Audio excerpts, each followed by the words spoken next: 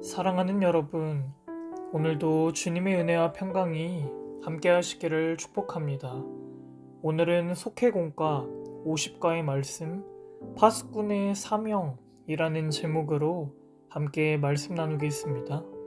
오늘의 말씀은 에스겔서 33장 1절로 9절의 말씀입니다.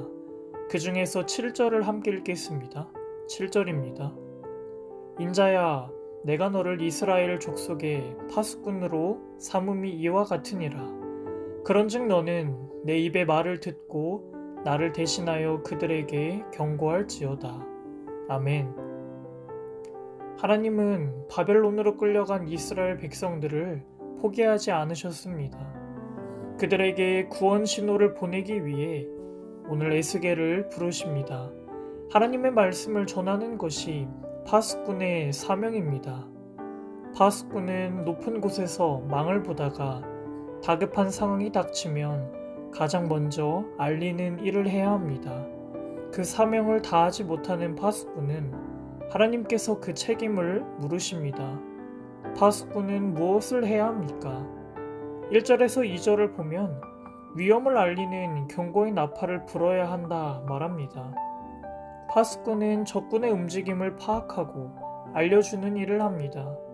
그래서 높은 망대에 올라서서 지켜보다가 어떤 상황이 발생하면 즉시 경고의 신호를 보내야 합니다.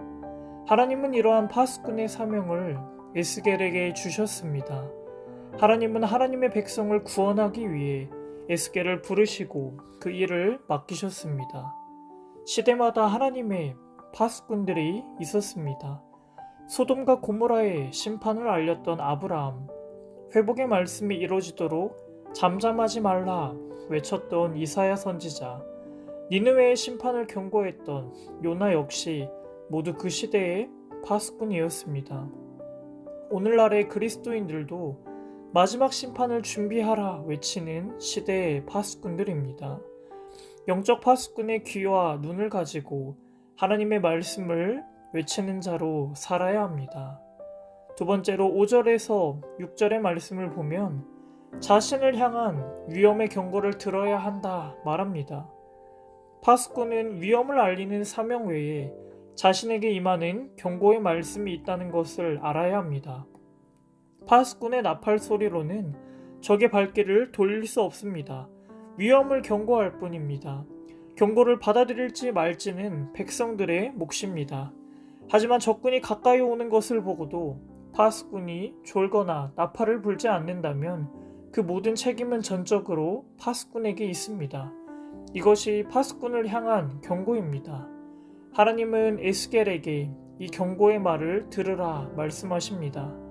게으른 파수꾼에게는 반드시 심판이 내린다는 경고입니다. 듣든지 안 듣든지 우리는 복음을 전하는 파수꾼의 삶을 살아야 합니다.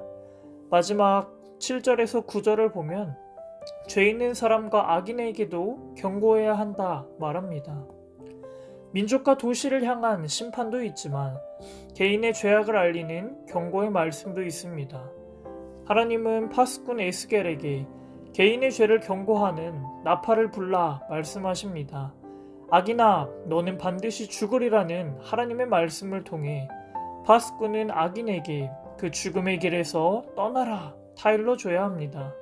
전한 말씀을 듣고도 따르지 않으면 그 책임은 악인에게 있습니다.